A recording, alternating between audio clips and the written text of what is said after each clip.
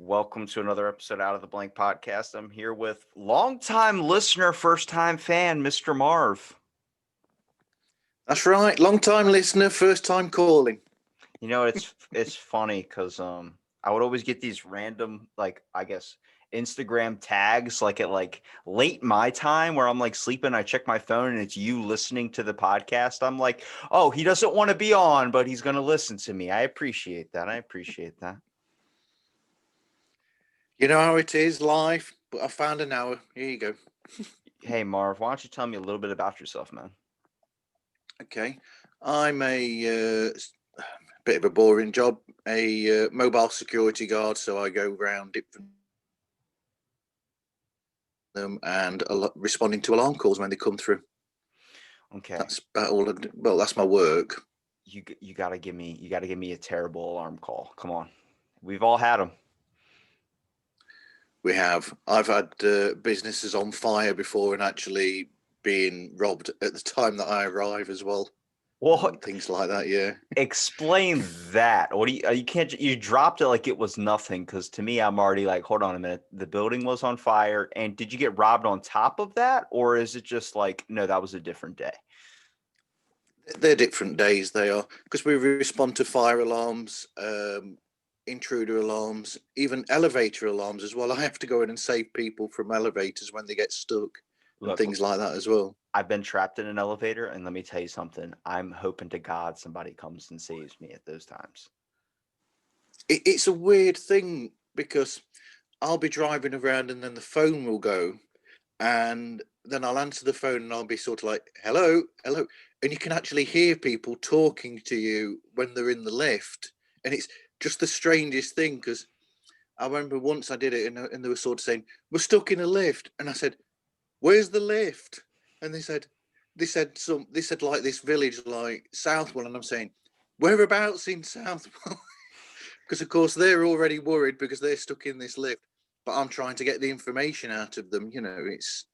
It's strange for both sides, I suppose. Like I worked at a hotel, so I mean, I was constantly, I think for 3 years straight, just riding up and down the elevator. I felt like I spent most of my time on it. And like the first 6 months I was there, we had a car show come by. And Yeah. it's like all these really fast, low cars, kids my age driving like Hondas, all their parents' money basically put into it. Well, one of the kids hit a generator with his car and it blew up. The generator and the car. And then I was on the elevator on the 11th floor and the whole thing just stopped and dropped Wow. all the way to the 6th floor. I mean, straight drop. Dude, let me tell you the fear that went into my body. If I had poop inside of me, it would have came out. I was like, it was bad. Like Wow. Wow. I can't even imagine what that'd be like. I just got Flipping lucky out. because they have one of those emergency catches, I guess, all the elevators have. And once it hit Yeah. the 6th floor, so I dropped 5 floors straight. Just, I mean, you never felt weightless like that before. And once it hit the 6th floor, it slowly dropped down to one. My biggest fear, people are like, imagine if it just slams into the ground. That's not my fear. My fear is the fact that there is a giant needle in the middle where that catches the elevator. It's like a giant spike. I'm like, that's going to go in me. I don't want to be penetrated that way. That is in any way. That's terrible. I don't think anybody wants to be penetrated in that way. Flipping heck. Yeah, me. But I mean, out of all the calls, would you say that you've gotten, what's one that really stuck out into your mind that like kind of freaked you out? Um, Not actually a call, but when I've just arrived normally for a site visit and I got there and it was actually a robbery in progress, but I hadn't had a phone call about it. So there I am walking around the site and I hear a window smashing and people's voices on the site. So then you're actually in there without the forewarning that there's actually something going on. So then you've got to be on your toes and I had to get out of the way, ring for the police to come and back me up and hope that they get there before people realise that I'm actually there. Did that happen on a Monday? Because that seems like something that would happen on a freaking Monday. Was that a Monday? That was actually on on a Saturday night that happened. That time, I Damn. remember that. Yeah, yeah, On the weekend too. yes, yeah. See, I guess like if you're gonna rob a bank or if you're gonna do a robbery, I feel like you should do it on a Monday because you're coming off the weekend. But like if you're doing it on a Saturday, like people got places to go and parties to attend. Like why would you do it on a Saturday? Probably because they know that people are out and partying, I suppose. What were they going for? Just they were going for the on-site um, safe to try and get money out of the safe, which is a stupid thing because you need the number or you need to be, because you can't drill into these things with a normal drill. So I don't know why they even bother. I look Really. at it like maybe they were trying to Dukes of Hazard it, where they like tied it to like a truck and just drove around until the thing busted open. Oh, like Fast and Furious, where they do it, where they got it Yeah. tagged up into those two cars. Yeah, A that's lot true. Yeah. less Hollywood, I would say. That I have an issue with the Fast and Furious movies. They're my buddy's favorite, but I'm just like, no. Like all of this does not make any sense. Like the last one, a chain got stuck to the tire and he swung across a canyon. I'm just like, this is starting to play make believe. I can't do this in my car. Actually, the other day, I reversed it, like backed it into a spot, like parallel parked beautifully. I mean, I would never be able to recreate that moment ever again. And people saw it and people were like, oh my God, like, good job. I just looked at him. I was like, that was pure luck. Never happening again. The fact that I didn't kill anybody while doing that is amazing. But like, it's those moments. I can't do that. And then I'm watching Fast and Furious where the dude's like standing on top of the car, like steering from like one hand inside the window. And I'm like, where's his foot on the gas? Don't you need that to accelerate? Like, I just start pointing out all these flaws. And my buddy just goes, it's a movie, dude. I'm like, yeah, but still, can we get a little bit of accuracy in it? I know another show I was listening to. They were saying that they think that Fast and the Furious has gone into superhero mode. So basically, they are now superhero films and have no basis in reality whatsoever for any of the things that they do. Like you said. I started really diving down the road of movies that are affecting people's like minds. And I'm just like, are we becoming as a human race just dumber to where these actually seem believable? Like when you watch Vin Diesel jump out of a 10-story building and hit the ground, he just goes, ugh, and then like slowly gets up. And I'm like, you be freaking dead. You would be dead. Okay. There is no way that anybody can survive that. And then there's like, what do you call it? The movie Avatar, for instance. So this was a huge thing when that movie came out. That was the one movie that caused mass depression. I mean, people were suiciding themselves only because of two things.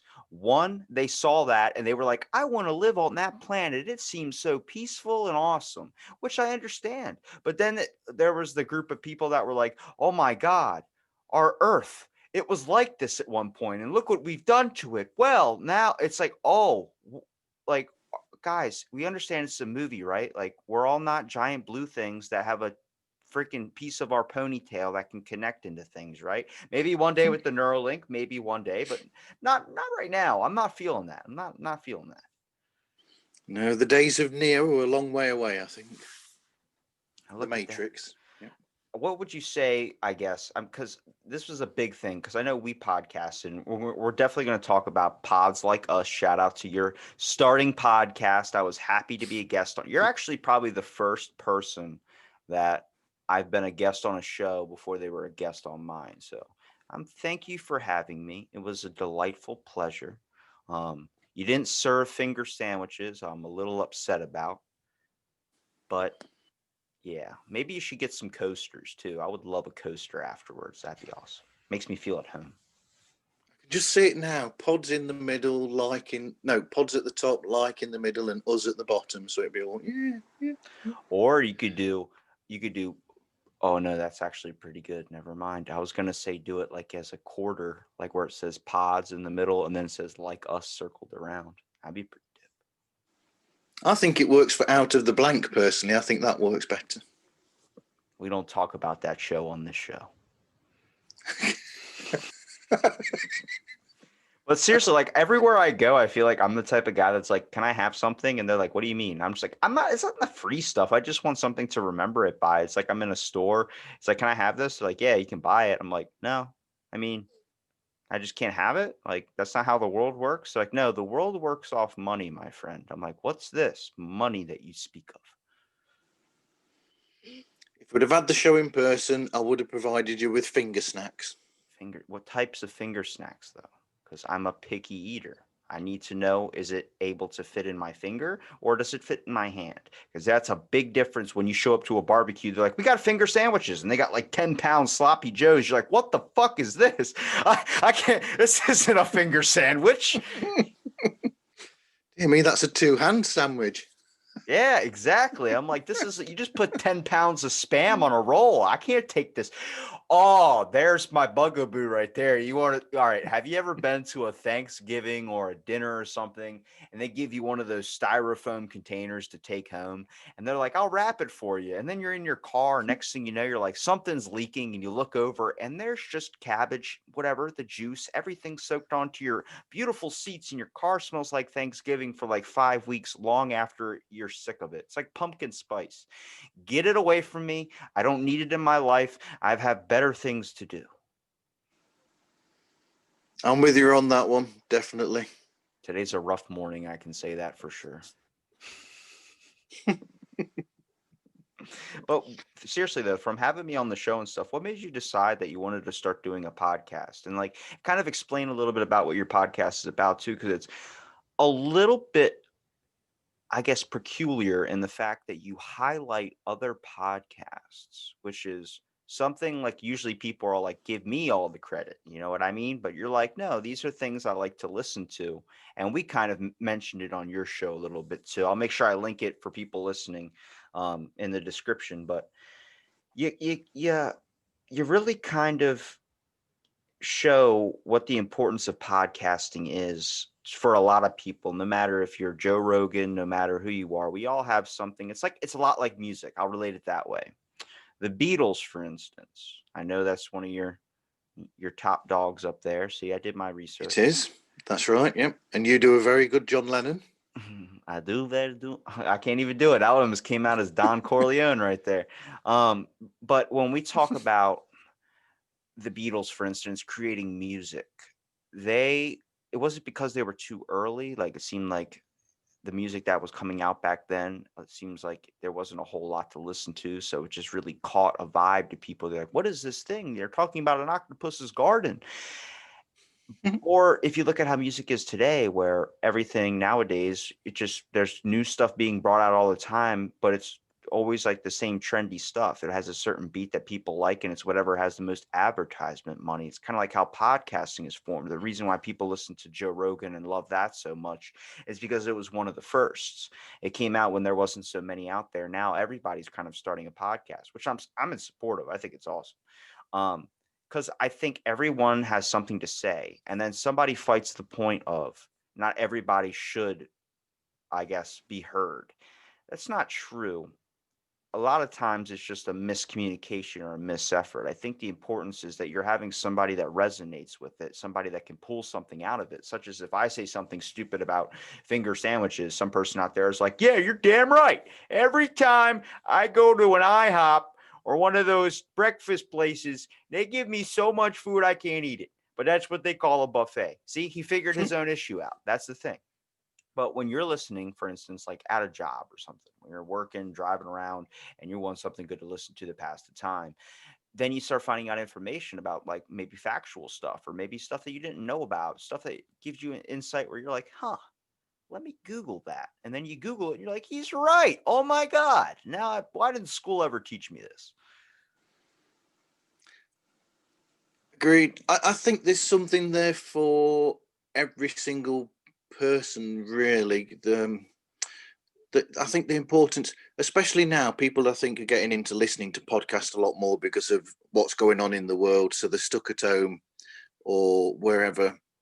So I think it's basically all about, it's like what we're doing now. It's about finding a connection or something that connects with you.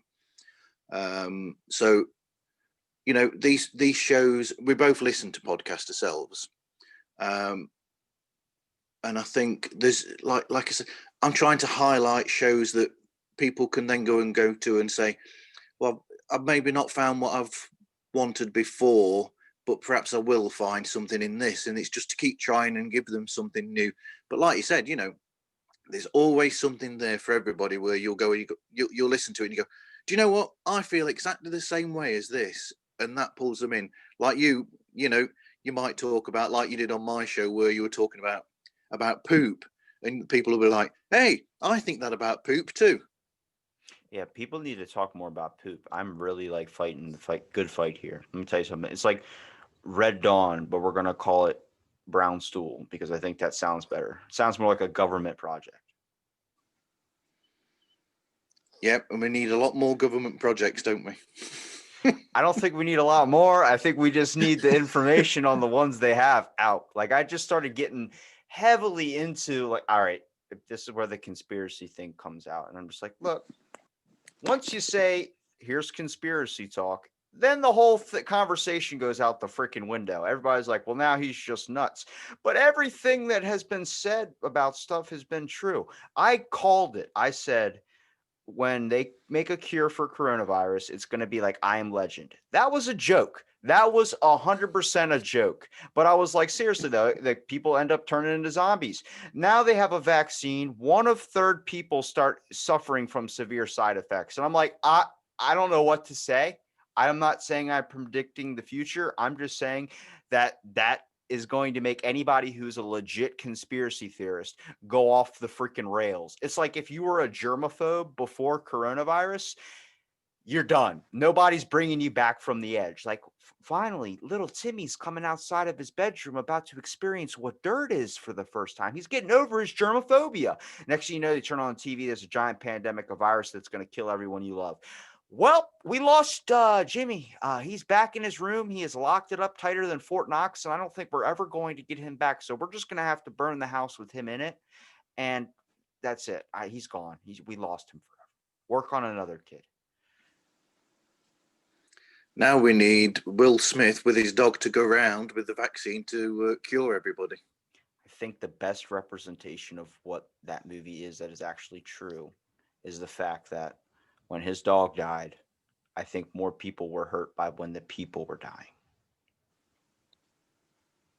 And it's a shame because that was a lovely dog. That's what I'm saying. All you do is remember the dog. Everybody I've asked, you ever seen I Am Legend? Yeah, that movie with Will Smith where his dog dies. It's always the thing. I'm like, because that's all that you took away from that movie, not the fact that there are these zombies that could smell you and track you down that were intelligent but just couldn't walk. It was like 40 Days of Night. Is that what the movie's called? 30 Days of Night with the vampires? 30 Days of Night. 30. That's a good movie too, man. You want to talk about a movie where it's dark for 30 days and you have to fight vampires? Wow. Imagine being in that scenario. I would want a different movie to be. I'd rather be in Fast and Furious where shit's make believe. That's more make believe than vampires. Or werewolves or anything like that. What would you say from all the podcasts? Like, how many podcasts have you talked to now? I've talked to, including you bursting the cherry, I've talked to 7 so far.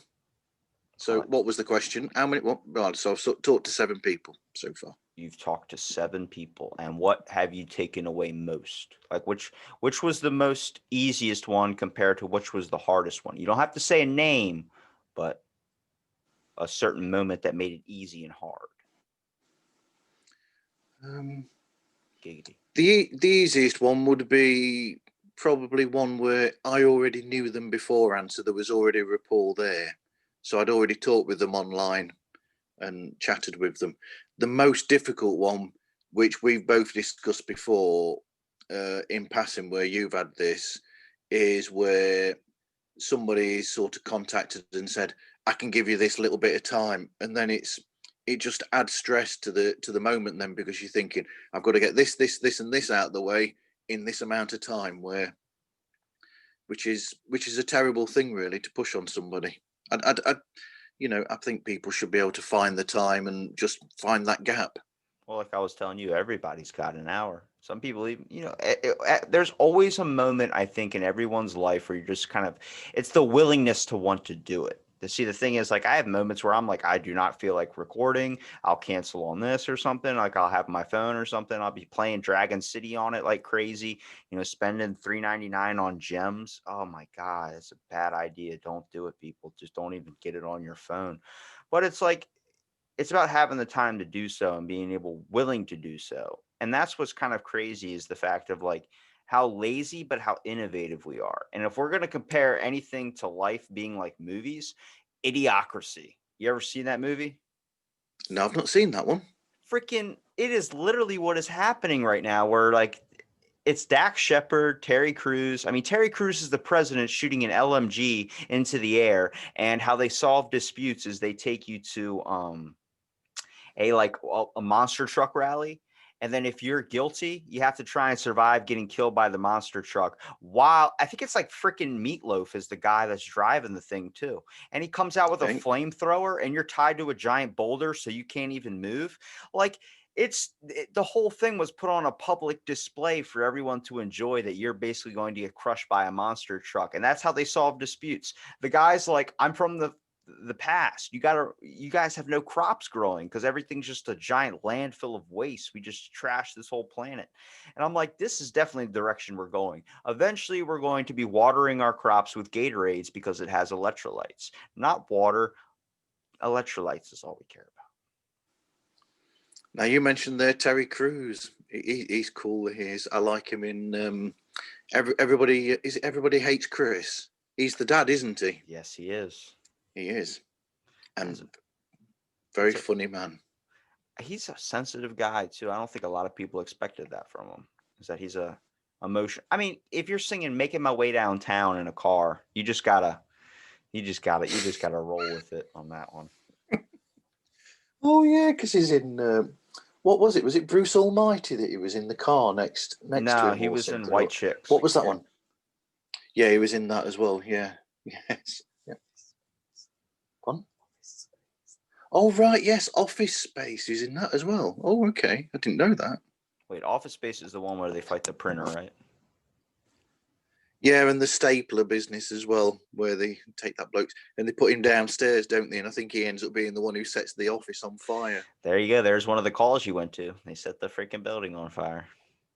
That's true. That's what happens when you do call centers for too long. Well, my God, I swear I'll burn this place to the ground. That was the funniest thing, is nobody. And he's walking away all casual and shit when people are just looking at him like, he definitely did that. He'd been threatening it for the longest time.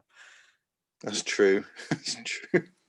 What would you say your biggest takeaway is from starting your podcast? Like, what really pushed you to even want to do it? Because I know you were kind of questioning it a little bit too, but you really kind of threw yourself into it, like with the list of questions. And I told you I don't work off a script, but I wanted to see what you were asking people, to see, like, where can I generally try and steer the conversation to help you out? And I think it's interesting because you need someone like me with like a personality that kind of is random as hell, so it doesn't seem like it's going to be.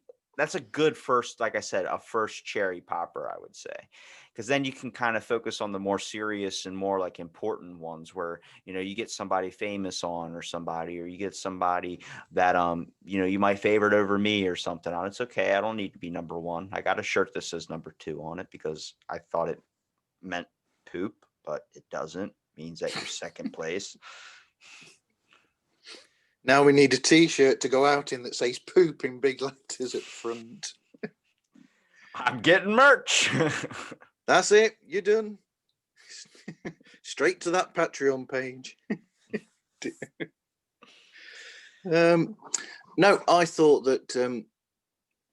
Right, so that first one, it was a learning experience, the one with yourself, where I learned that it's not good to go with fully fleshed out written questions, because it takes you away from the situation. And so what I took from that was to have 1 or 2 words, maybe 3 at the most, bullet points, because it's a show about trying to tell people about other podcast shows. I've got to make sure that I get the points out that so people know what the show is about and what the people are. But so how I changed it was that I straight away after having that show with you, because I had a few days before the next recordings when I did 6 in 2 days, which is nothing on you. It was I came out with what I call bullet points as well. So they're like 2 or 3 words maybe as pointers as to what to remember. So you can stay in the moment, but I wasn't constantly looking at the questions and letting that take me away. Because the idea is that was another thing as well, was after I'd had the show with you, we started off with that, and then we went into something else, and I thought, actually, I like the conversation better, just to chat. And so the idea then became, we have the chats and just make sure that we get the points out in the conversation, as opposed to it all being about that. So that was one of the, I'd actually say that your show is probably number 1, to be honest. And I know how that'll make you feel. Go on. That's stroking my ego. Don't do that. Don't do it. I knew you'd do that. I just look at like a lot of people out here that, I think the best part is people want to listen to a conversation because, like I said, conversation doesn't happen a lot. We don't really get the common chit chat, the banter, the laughter. A lot of people or maybe a lot of times you say something, somebody takes it a little bit too seriously. Somebody, they don't understand the joke. And I'm like, did humor die? Like, where did that go? Like, that was a cool thing we all knew, but unless you're watching a movie that straight up tells you every 5 minutes, this is a comedy, people lose the aspect of that. And I'm like, look, guys, you're not 60 minutes. The interesting thing, which I don't really like talking, obviously, the podcast stuff, but, in interest of this conversation, because you're on a journey right now, you got to be you, man.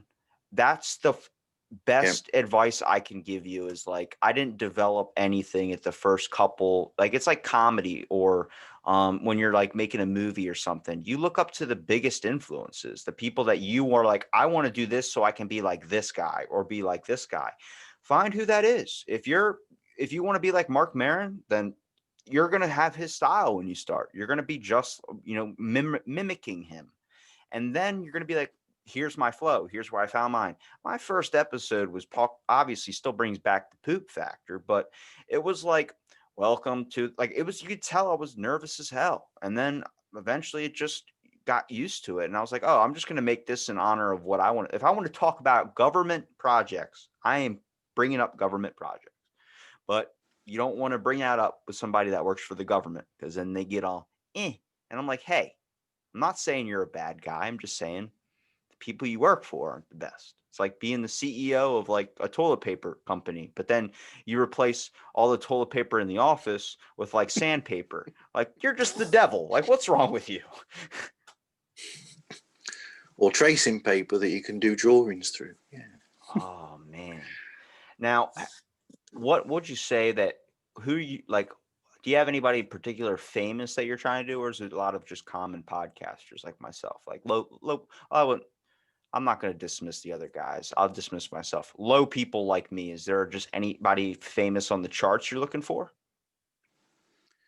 There are a couple of people who do podcast, musicians who do their own podcasting.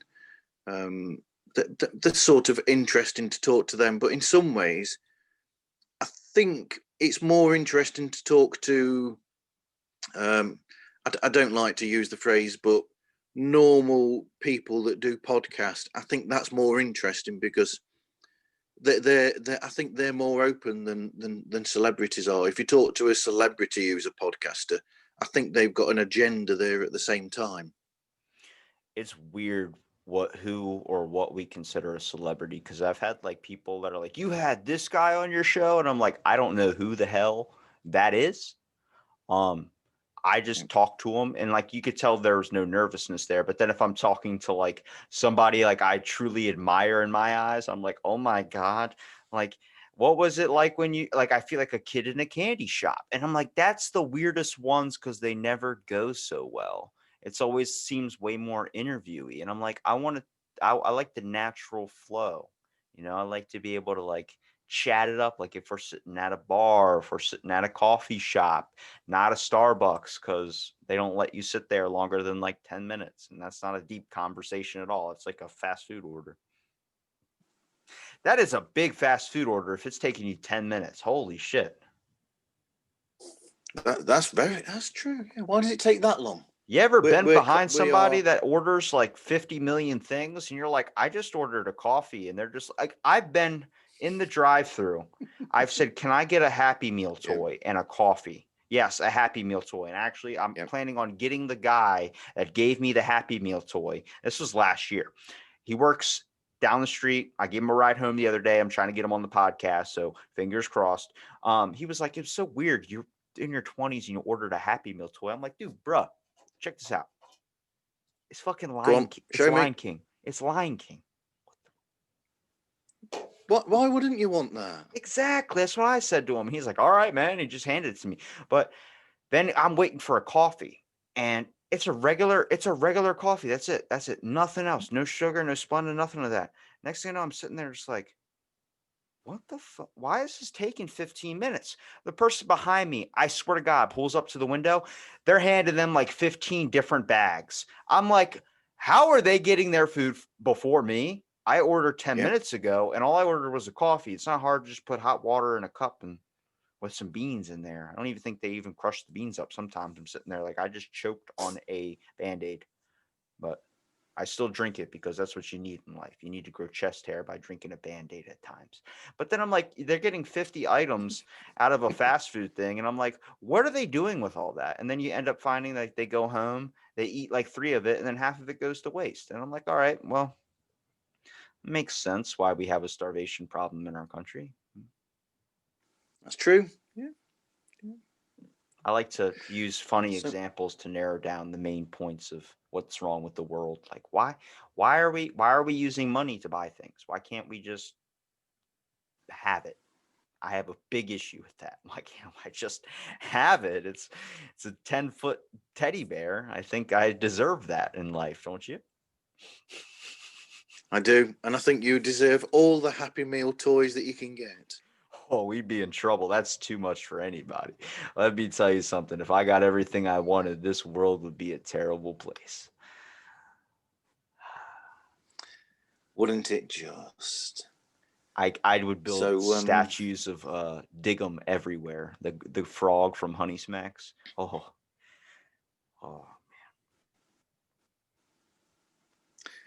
so what's an interesting story from your own work? from my own work.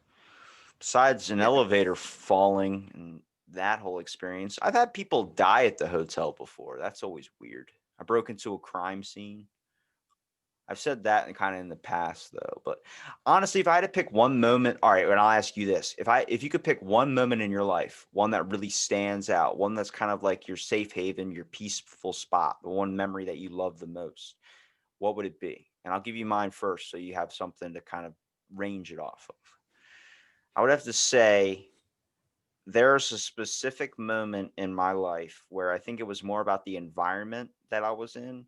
I had woken up, it was during the middle of summer, and I spent like a good month and a half just sleeping on the couch the whole summer. Like it's not that I didn't want to sleep in my bed. I was just like, I started doing it for like a week, and then I was like, well, I'm going to see if I could do it all summer. So I kept sleeping on the couch. And I remember waking up, and then like the sun was just coming up. I could see the sunrise, the orange right through the window. And then I saw those little dust particles, the little things that float in the windowsill.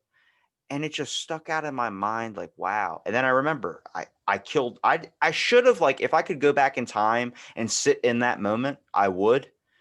But I turned on Skunk Fu and watched Skunk do karate as a cartoon show, which I'm like, I look back on, I'm like, mother, like I could have anything educational, something educational. But no, I turned on Skunk Fu and wasted a perfectly good moment where I'm like, I only have bits and pieces of that. It was just a perfect balance of life where I was just like, I have nothing to do today. I have no worry, no place to be. I'm living in this moment and I'm enjoying every second of it. And then I was hungry. I got a bowl of Fruity Pebbles and I watched Skunk Fu. Okay. So a moment that's come to me would be If you say me your and wedding day, I'm going to freak out. I wasn't actually going to say that, but it is to do with Louise, my partner, my girlfriend Louise, and that's that we went out, and it was a day off, obviously, so we went out somewhere in the car to a nature reserve, sort of, where there's greenery and it's just quiet, and we walked for so long, and then we came to like a side of a river somewhere where there were boats going along it, and so we just sat down on the grass and took out we'd brought some sandwiches and cake and drinks with us, and we just sat there, and it was like for about an hour or even more, we just sat there, and it's basically watching the world and all the sound of the animals and the birds, and just that moment of peace and tranquility, and it was just lovely. So that's a perfect moment right there. That kind of makes my moment seem like crap. I thought your moment was great. Thank you. I appreciate that. It's like a golf clap. We're just clapping for participation. I have a moment because I have a lot of moments in nature for sure. Mostly kind of experiencing. I'm a big environment person. Like when it comes to like, I don't know what's happening in my area right now. I don't know if they're doing controlled fires or everything, but everything smells like a campfire right now. So I'm like in heaven when I walk out the door. But I remember first time I ever went kayaking with my mom and my dad. That was a fucking experience because I think my parents had separated and then they started dating again, which if you've ever had that happen, God bless you that you're not killing somebody because that's mental scarring on 20 different levels. It's good for them for trying, but no. But I remember my dad was in the back of the kayak, paddling, and then I'm up front, like with the other paddle, and then my mom's in the middle, like screaming that we're gonna tip and flip over because we're on like the Pocomoke River or something like that, where there's like my dad's like, yeah, there's apparently snakes in here and all this type of stuff. I'm like, oh, this is gonna be fun, and I remember my dad just goes. Like my mom's screaming and I can't stop laughing. Like, so I'm not even paddling. I just have the paddle on top of the kayak and I'm just like holding my chest laughing. And he's like pissed off, like trying to row. And he goes, is anybody else fucking rowing? And I couldn't even I couldn't. So he had to paddle us a good mile all the way back to the dock. But it was just one of those moments where like, I don't think I've ever been that close to pissing myself in laughter. Where it's like, he's like, stop laughing. And I'm like, no, you yelling is making me laugh even more. But it's like those moments, like a lot of times out in nature, like just having somebody with you, an experience, something like a wholesomeness. I'm like, I'm not an environmentalist, but you got to see where the therapy is in that. Having those moments. I mean, I went to these campgrounds all the time and it was just me if I didn't have a friend with me. So I would bike to, in Shad's Landing, they had a nature reserve, like a little, atrium for birds and stuff. And I'd sit there and just learn, oh, did you know the lines of a tree mark its age? That's not fucking true. I didn't know. I thought lived my whole life a lie. But Well, that's cool. see, you find out information like that. And the reason why I said it's not your wedding day, I hope, is the one you're talking about, because I knew she was sitting there and I knew you were going to say something about a relationship like, oh, well, when I was with my love of my life, I'm like, yeah, there you go. I want to hear that answer when you're not there. No, I'm just kidding. But I'm sure she's pull away the curtain. But it's those experiences too, because I mean, you can create so many moments, and I think people aren't really doing that anymore. It's like technology is a good thing. It's amazing to listen to a podcast, but it's also nice to go experience something for yourself because then you have more stories to tell and more experiences to have. Well, that's yeah, and when you go out in nature, you could always listen to the podcast while you're out there because you hear of people listening to them while they're running or whatever. I think you do that yourself, do you? I listen to podcasts, but my idea of going out into nature, I'm not talking about a run. First of all, if you're running in nature, I'm just going to say it now, you probably killed somebody because anytime I've ever heard of a runner finding a dead body in a park, I'm just like, why the fuck are you running at 4 a.m.? Why are you at Yes. why are you in this creepy ass park at 4 o'clock in the morning and you come across a dead body? You murdered that guy. No, I didn't. I swear. The guy even said the body's been here 5 days. Okay, so you're sick. You killed him 5 days ago and you keep running past the location, hoping a kid on some train tracks are going to find it and then discover it. That's what you're doing. I call it like I see it. That's how I'm going to say it. But when I go out into nature, for instance, I like to hear the naturalness of it because I think for so long, even in our everyday life, I constantly have podcasts playing. When I walk in the house, my phone's already playing a podcast. I have my headphones in or something. And then if you ever take a minute, like, my headphones die and then I take my headphones off and I'm sitting outside or something, hearing the trees, hearing everything else, that's like a podcast. That is literally everything else talking to you and letting you know that you're alive right now in this moment and you're paying attention to what's going on around you. Yeah. I think it's important to have those moments where you just take off the headphones, turn everything else off, and just go out there and enjoy that natural, like you said, the wind going through trees, and just listen to all that and try to forget everything, just even for a moment. And I think everybody can do that. And I think that's really good therapy for you. Unless you live at the ocean and there's a thing called a seagull, then kill it. Okay. I'm sorry.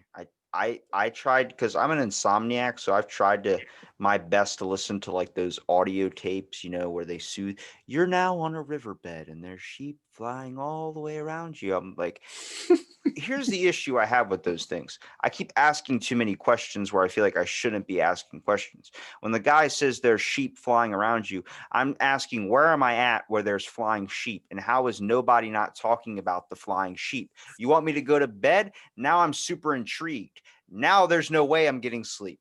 So unless those questions are answered. But then you look at, like, they had one that was on a beach where it's like, you're on a calm, rocky shore. And it was soothing. It was so soothing.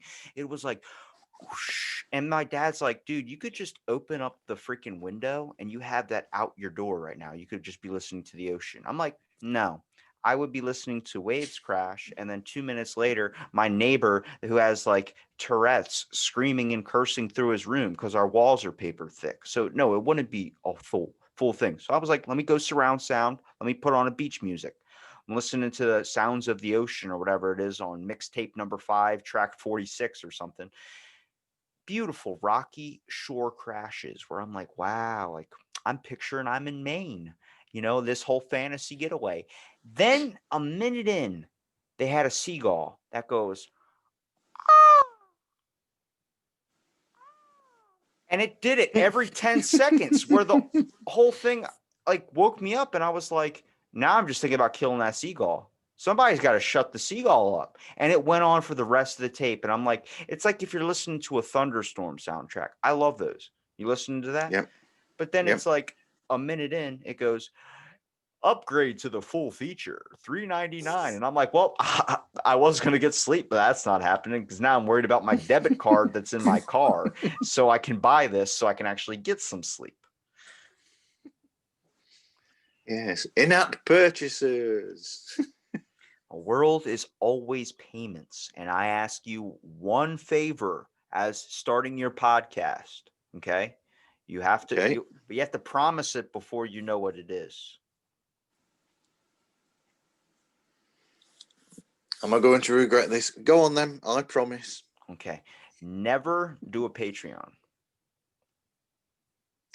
Okay. The reason why you have one already? Are you telling me you have one? I have one that my family and personal friends know about, but I've not advertised it on the show. Okay, that is fine. What I mean by when people have a Patreon and they advertise it on their show, I just look at it like the world is already full of payments. Why does it have to continue to be that way? And I was like, you have content and people want to listen to it. That's how you should be doing this for fun. Because, like, the best advice I can give you, and I'm not a pro in the game or anything. I've only been doing it 2 years or so. But from conversations I've had, and I think you have to understand it's got to be a love for the game factor. This has got to be something where Yeah. if you don't enjoy the episode, for instance, you're doing a conversation or you're talking to an interview and you feel like you're bored and you're not enjoying it, bail out, because it's you got if you're listening to it and you're having it going and you're like, wow, I really don't like this, but you're not going to say anything, then that's where the listeners can be like, what the fuck? Like they're the listeners are practically your children sometimes. Like they have the same interests as you. So they're like, I'm listening to you because I like your thoughts on things. And if you're thinking that this is terrible, they're thinking this is terrible. So I've had episodes like that happen. I told you on the show. I said, Yep. it's happened to me plenty of times. The best way is trying to make it fun for yourself, but honestly, not be rude about it either. If they start talking about something, bring up something like, hey, did you ever try this? Once you understand, like, this isn't a money making thing, this is doing it because you love it, it's an adventure you want to take. It's just like taking a trip on that kayak. I knew it was going to be a bad time, but I got a great laugh out of it. And that moment stuck with you even to now. You've still got that moment there, the kayak. I think the main thing that stuck out was my dad screaming at me, is anybody fucking rowing? That because he was in the back of the kayak, so you look at everything in front of you, so he could tell I wasn't. So it was like one of those obvious questions, like, did you even do the dishes? It's like, you see that they're not done. Why are you asking? Like, you're just really trying to create a problem here. Yes, I think you're right though. I think your exact words were in the show. That one thing that's really important is if you're getting bored while you're doing the show, then somebody listening will get bored. So move it on and just keep it flowing. So where you wish you had like the superpower to make like one of those invisible hooks come out, or like the giant like prop hooks that grab the person by like the collar and pull them off screen. I'm sorry, but you're getting really boring now. Off you go. Exactly. It's like you start playing the violins that they do on the Grammys. It's like, don't play those violins. I'm not done with my 50-minute speech. I'm like, oh my God, he's ordering Burger King. That's what's happening. Yeah, speeches at award ceremonies. Put them on. Get one of those timers that you have in the kitchen where you just turn it around and give them a minute and go, "Come on, there's your time." As soon as that bell goes, you off there. Next one. That gives me anxiety because I don't know how many times. First of all, I thought the microwave when I was a kid was a timeout machine, because you would just sit there and watch the timer go down and then you were out of timeout. Then I figured out, no, that's just a setting on the microwave. So every time I hit the timer button on my microwave, I'm just like, well, I guess I have to sit here until this time is up. And they're like, no, you're cooking your food. You can go do something else. I'm like, look, this is not how it worked when I was a kid. There was an invisible barrier, a wall, like a dog with a shock collar. You could not travel outside the circle. You had to stay here until the time was up. You put it in there for an hour. I'm like, well, I guess I'm standing for an hour. That's what's happening. But you stand there for that time, and it's like it takes longer. It's like it's taking longer when you stand there watching it than it does if you go away and do something else. Here's where I found out that staring at your food that in the microwave is an issue and you might have radiation problems, is now that time skips for me. So you say you're standing there for an hour. For me, it's like 5 minutes because I don't remember the rest of the time because I just sat there with my head on the counter staring at my food in the microwave, and we had a crack in our microwave. So the radiation makes sense. I was reading actually before this podcast about that there might be an issue with guys that carry their cell phone in their front pocket. And I'm like, I hope not, because if my kid comes out with like 4 eyes, I'm going to have a big issue with Verizon. Let me tell you something. I don't give a shit about your unlimited minutes. No, but you'll have Matt Groening drawing pictures of him for his show, The Simpsons. That is a good show and one of the longest running sitcoms of all time. It is. It is. Now, if you could choose one person throughout history that you would like to talk to, who would it be? Who would it be? Can't say John Lennon. No, I can't say John Lennon. Paul McCartney. Well, he's still alive, isn't he? So Is he though? he is. And Is he though? think he's at Long Island as well, actually, at the moment. Who am I getting mixed up with? There's Paul McCartney. Isn't there two Paul McCartneys? There's an old one and a young one. His son looks exactly like him, actually. Yeah, but his son has face tattoos. It's either him or his son that has face tattoos. Probably his son, I would have thought. That's like a big regret. Like, if you get a face tattoo, you're just saying, I'm edgy, but also, I don't know who's going to love me. Yes, Mike Tyson, yeah. I'm talking to you. You're a wonderful human being, but come on, the face tattoo, that's a fucking, it's like putting a map on your forehead. Once you've put that there, that shit's staying there forever. There's nothing you can do about it. Well, damn it, Marv, you convinced me I'm getting a face tattoo.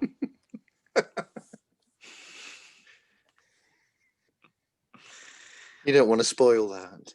Come on, one person throughout history, who would you talk to? Oh man, who would I talk to? That is a good question. Jesus? Oh. Maybe, I don't know. And ask him what he thinks about all these people following him and thinking that he's the big I am and whatever, I suppose. I feel like my biggest question for him was, can you really turn water into wine? Because that's like terrible. Imagine if you're thirsty and you're trying to get a drink of water and then it just turns to wine. You end up getting drunk. But at the same time, you've got a big money earner there if you can do that. If you open up like Jesus's vineyard. That's true. Yeah. It is all these. Here's 50 gallons of water. Go and make wine. Come on, get it done. I just thought of the best. Money. I just thought of the best commercial. You know how when they see the farmers, they're like, "My grandpappy crushed these grapes with his feet." You just have Jesus like, "It was made by me, the Son of God." And it's like, yes, thank you. Oh dear. Honestly, I'd like to meet Edgar Allan Poe. If he was that would be interesting, yeah. Or who else? Possibly someone like, I don't know. There are some good writers in history like Charles Dickens and Alexander Dumas, I suppose, thinking about that. I'd like to meet a writer and just be like, can you just write my biography for me? He's like, okay, where did your life start? I'm like, it started at a bowl of cereal and it ended when I finished the bowl. Make that into a very, very either good tale or a poem. I want to read it back and I want it to last throughout history. Yeah. Somebody else, other people I'd like to meet would be somebody like, don't know, George Gershwin with his writing and ask him about his songwriting because I'm interested in music. So, you know, and that those songs that they made, they're classics. Or maybe a Beethoven, but then he won't be able to talk to me, would he? It doesn't matter. You just tap on the floor or something. He can hear you. Yeah, he can hear me. Do you think that he can feel the vibrations? Do you think that that's actually true, or do you think somebody wrote that for him? I don't know. I've been questioning a lot about history that's not real because I just read this thing about Abraham Lincoln or whatever, where I just started reading about Abraham Lincoln and I found out that like apparently he came to the oil companies during a time of like severe like I guess poverty before he started like using silver and stuff to melt down for bullets and stuff. He came to them asking for a loan and the companies are like, no, we're not going to give it to you. So he printed his own money where they call it greenbacks. The paper's green because he was printing his own money. Okay. Then like 3 weeks later, he gets shot by a fucking actor. I'm not a conspiracy guy, but what the hell? He's an actor. Like he wasn't an assassin. I'm like, did the oil company pay John Wilkes Booth to shoot him? Well, yeah, but you know, this conspiracy is all around. Everybody thinks that Lee Harvey Oswald was working for the mob. I think they really, this is actually not even a conspiracy anymore. And actually, a dude wrote a book on it. Charles Manson. They believe that they drugged him, or the government gave him drugs to drug other people and capture his victims and stuff. Wow, I've not read that. There's I a need to look really that up. good podcast about it too. The guy literally talks about it, and it's not too far to believe that the government did that, because government did stuff like Operation Midnight Climax, which they used to drug people in brothel houses and watch the effects of it. They used to drug prison inmates. Okay. I just look at it like, what's the world gonna come to? It's not gonna be like Avatar. It's gonna be like something nuts. Some of those sort of shows are really interesting, aren't they? Where they talk about those sort of things. Because I've listened to something called True Spies, and they are all spies that talk about real missions that they've been on. And some of them, you listen to them and you think, how did they get away with this crap? You know, I feel like a lot of it is storytelling as well, and they're probably glamoring it up a lot. probably. But going back to that about history, how much is that you're on about is real, and how much of what we hear has been added to it over the years to put over these stories? So almost like Chinese whispers, where you there's something happened back then, but the more and more that it's come through the years, little bits have been added to it or changed in that story. That's what I'm saying. I'm not picking just that religion. I'm picking at everything. But I'm saying they said Jesus walked on water. Was he maybe standing in a shallow part of the area? I don't know. But that's the thing. It's like so much stuff that happens like 10 years later turns into this long, convoluted, like story. Like, I mean, even after years of stuff I experienced, like when I was a kid, it turns into like this whole long ass story. And I'm like, honestly, it's probably less simple than that. I figured out that if I stick my hand under my armpit and I push it down, it makes a noise. That's how simple it is. But it turns into this thing where I found like the legendary lost art of Michael Jackson, where it's like this next top hit by using arm farts. No, it's not like that at all. It was a stupid thing I discovered when I was a kid, and that was it. Now I've got to try and use arm farts in some music in the future when I'm recording. I bet you $20 that maybe in a matter of like less than like 5 months, somebody is going to make a trap or dubstep song with arm farts in it, and it is going to be a #1 hit. Man, that's got to happen someday. Welcome to Earth. I'm glad that it's nice to meet you, aliens. I'm glad this is the first time we've ever made contact. Because let me tell you something, we got arm fart kazoo. It's in stores. It's triple platinum. You're gonna love it. They're like, we are from the future, and we knew about Paul McCartney in the past. We gave him his legendary skills to create the music. What happened where now arm farts are a thing? And I'm like, well, it's a trending thing. We thought it was stupid, but then somebody, Post Malone, made music about it, and now you're rich and famous. Yeah, It all works out, doesn't it? it does. Everything works out. Now, Marv, I think I've wasted enough of Yes. your time. So please promote pods like us. Okay. Basically, Pods Like Us is a show where I talk to people who make podcasts and about their shows, and just look for it online. Pods Like Us. You'll find it eventually. It starts. The first episode goes out a week today, which will be October the 12th. And like yourself, I've all people will find it if they look for it. All right. Well, I'll make sure to link everything in the description. And you have listened to another episode of Out of the Blank podcast with special guest Marv, the Martian.